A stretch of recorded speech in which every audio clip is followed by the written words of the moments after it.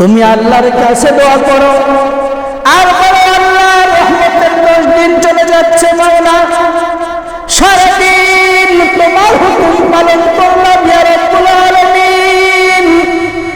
সেই সুবে সাদিকে খেয়েছি, সকাল পার হয়ে গেছে, দুপুর গড়িয়ে বিকাল হয়ে গেল মাওলা।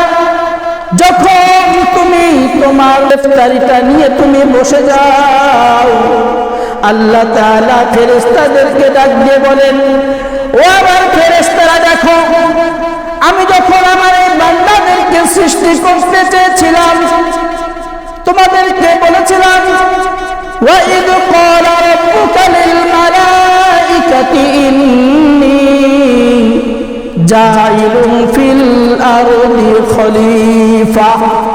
তোমাদেরকে বলেছিলাম, হে আমার ফেরেশতারা, আমি দুনিয়াতে মানুষ বানাইতে চাই।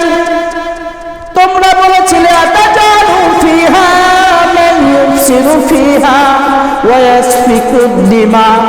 তোমরা বলেছিলে ইয়া রাব্বুল আলামিন, মানুষ বানানোর কোনো দরকার নাই, এই মানুষগুলো আপনার নেমখারামি করবে। এই জন্য রোজাদারেরা যখন ইফতার নিয়ে বসে যায়, আল্লাহ তাআলা ওই সমস্ত ফেরেশতাদেরকে ডাক দিয়ে বলেন, ও আমার ফেরেশতারা দেখো দেখো, আমার বান্দারা সারাদিন আমার হুকুম পালন করেছে, তারা নিজেরা খায় নাই এবং তাদের চাহিদাগুলি পূরণ করে নাই।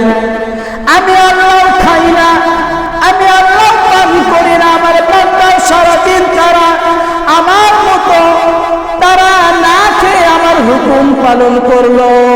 হে ফেরেশতারা, তোমরা সাক্ষী থাকো, আমার এই বান্দার ইফতারের সময় আমার এই বান্দা যা আমার কাছে চাইবে, আমি তার জীবনের সকল গুনাহগুলি মাফ করে দেব। বলেন সুবহানাল্লাহ।